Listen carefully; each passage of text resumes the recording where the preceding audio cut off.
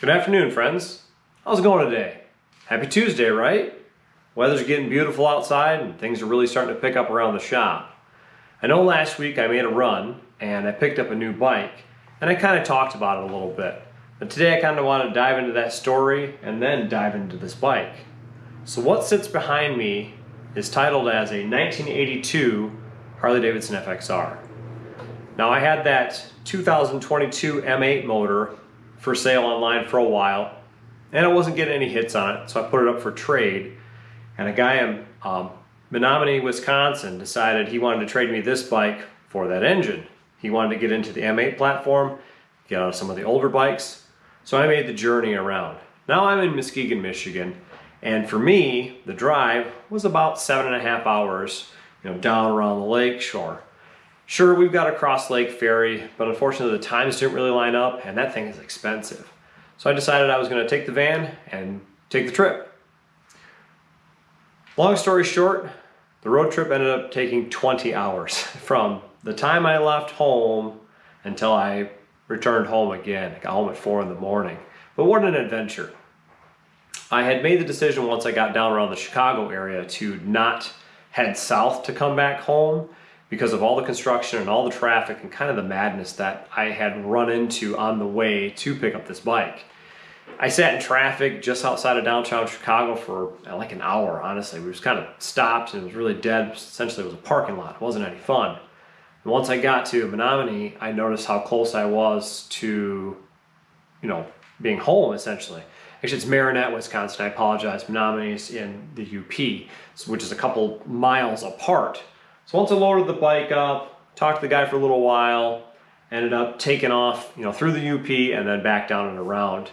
It was a fun trip. I haven't been around the lake in a couple years, and it's the first time I've made that trip in a vehicle. Last time I made the trip was on a motorcycle, and it took 3 days rather than 20 hours. The longest trip I've been on in a little while, but I definitely enjoyed my time. Anyway, that brings us to this project. Again, this is a 1982 FXR. It is and it isn't.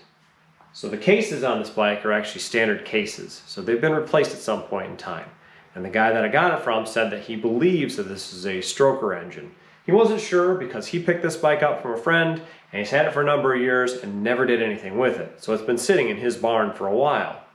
Well, I'm the kind of guy that likes things that have sat in a barn for a while. I want to see what they'll do and, what I can make it do. I know this bike isn't beautiful. I know this bike hasn't been well cared for.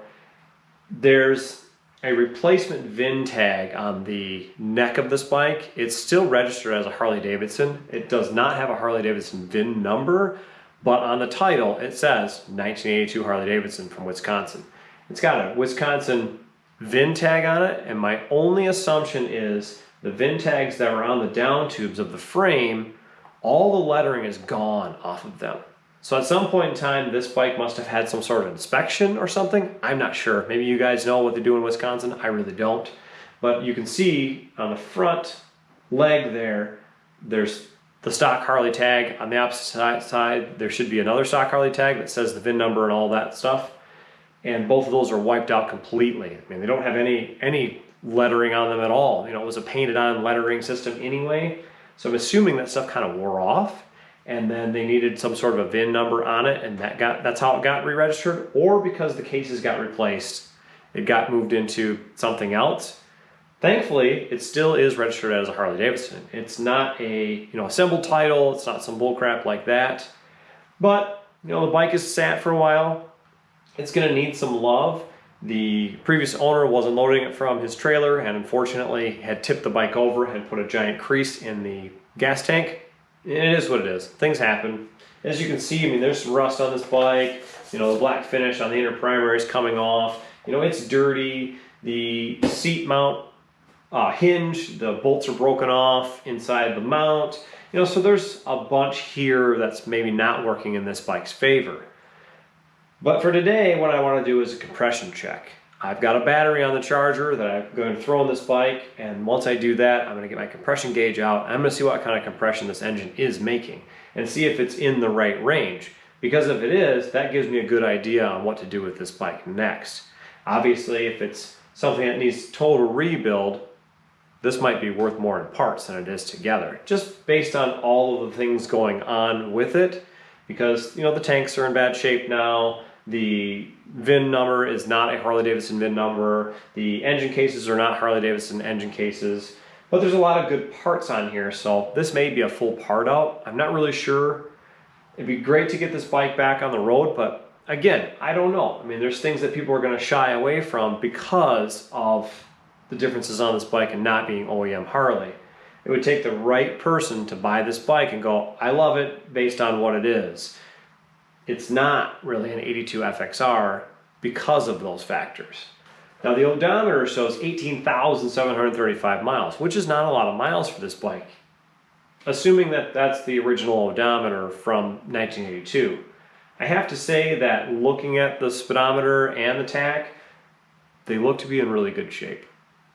And based on what I see with the rest of the bike, not that it's in bad shape, but it has been repainted. You can probably see the flower design on the tank here. The front and rear fenders have been repainted. So there has been some work done to this bike.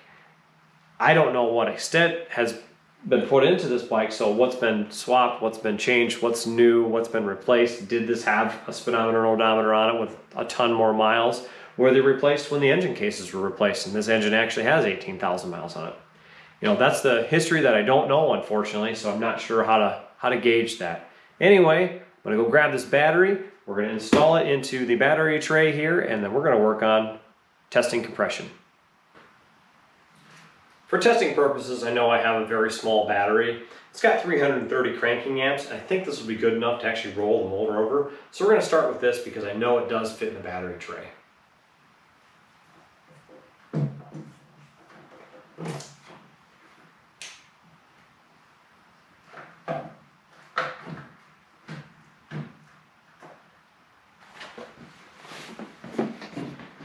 Today I'll be using the compression test kit from Eastwood Tools. I've used this in the past and it's worked really good for me. It wasn't a very expensive tool, but I do enjoy it. It does seem to work really well. It's a pretty basic kit. Comes with pretty much everything you need to go ahead and do a decent compression test. So this is what we're using today.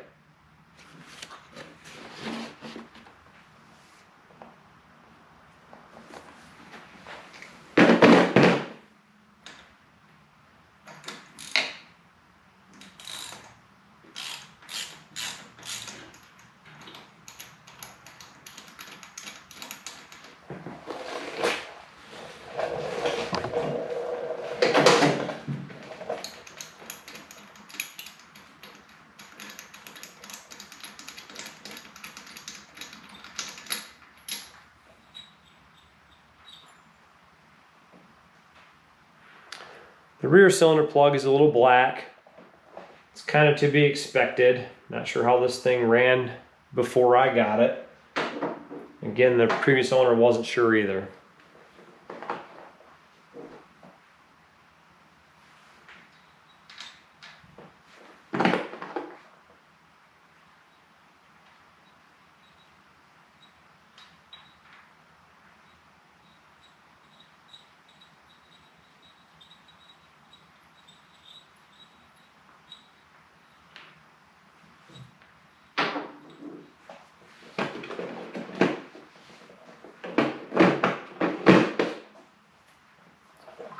Got the insert threaded into the head here. Now I'll go ahead and thread in the line.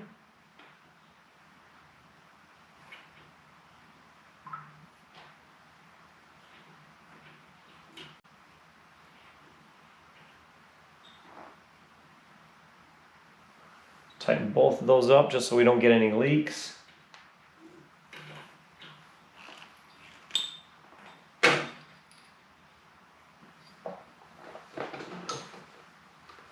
We'll hook up the gauge.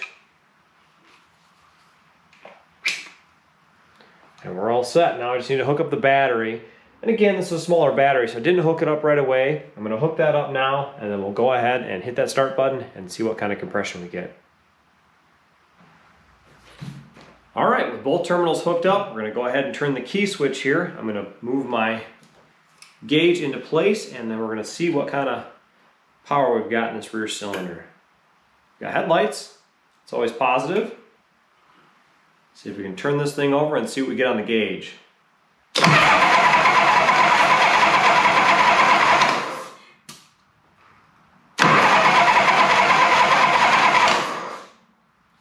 totally forgot to put my catch can down there, and unfortunately, since the thing has sat for so long, it is puking oil out of the vent tube. So I do have the pan down there, and I should be good. I did have a little bit of a leak here, so I'm not getting an accurate reading.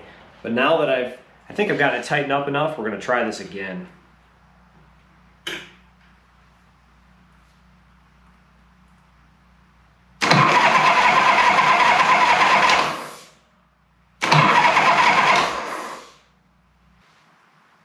Unfortunately, on the rear cylinder, I'm getting 60 pounds of pressure. I'm gonna test the front just to see what I'm getting, and maybe I'll get something better. Maybe the gauge is not working right. I do feel an air leak right here, so I'm not sure if this is sealing properly, or if the rubber has worn out, or what's going on with it. Okay, I took a couple of minutes to kind of mess around with things. The front spark plug was also loose, so I did tighten that up. I have gone ahead and re-tightened this spark plug hole up so I could actually get a little better reading. I do not have a carburetor on the intake. Those things should not matter if the valves are seating properly, but I don't think that they are, honestly. This has sat for a while, so I can only imagine what the valves are like inside, if the springs are weak or tight, or how this thing sat, you know, all that good stuff. But I was able to get 90 pounds on the rear cylinder here. So we'll go ahead and run this one more time just to show you guys. I was able to get 90 pounds of pressure in the rear cylinder.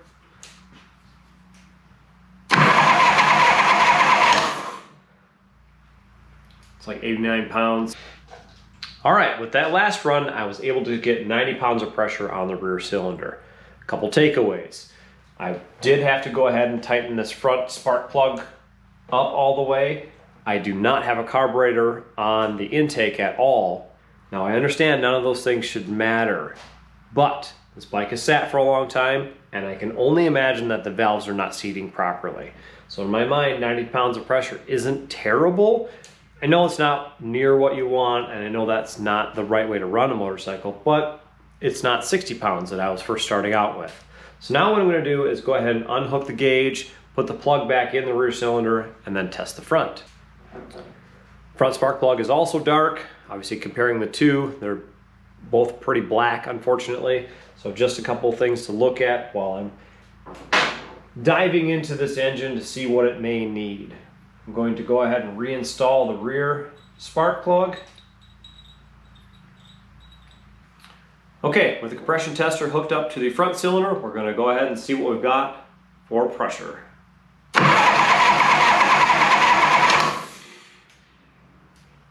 Not promising.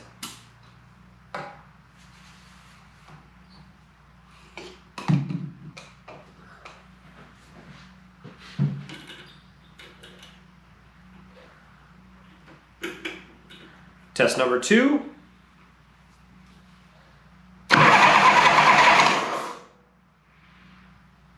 As you can see, we've got 70 pounds of pressure in the front cylinder. Well, friends, as you can see, the engine has some issues. Not exactly sure what's going on inside there, and without taking the engine out of the bike, I won't know. My assumption is that the valves are not seating. I do need a leak down tester, and unfortunately I don't have one. I'm assuming that's the problem. I feel like everything else is probably pretty good, and that the valves are just kind of stuck just from sitting. Could be totally wrong. This thing could be total garbage, could need a whole new rebuild. I don't know. So at this point, I'm just going to take the compression tester off the bike, and then I'm going to assess what I'm going to do next. I'm leaning more towards full part out on this bike, just because there's so many things going on with it that aren't really the most beautiful things, and the fact that this bike does not have a stock Harley Davidson engine, and that the frame has been, retitled through the state of Wisconsin as a Harley Davidson. I'm thinking this is more valuable to more people in parts. It's not an original Survivor or anything like that. So I think I'm gonna part it out, but I need a day to sleep on it and figure that out. Anyway, friends, if you liked the video, give her a thumbs up, give it a like. You know, if you haven't subscribed to the channel yet, go ahead and hit that subscribe button. You know, again, you know, my analytics show that most of the people that are watching my videos are not subscribed. So if you want to take a moment and go ahead and hit that button, I would really appreciate it. As always, friends, I thank you for watching. Stay tuned till the next time. We'll catch you later.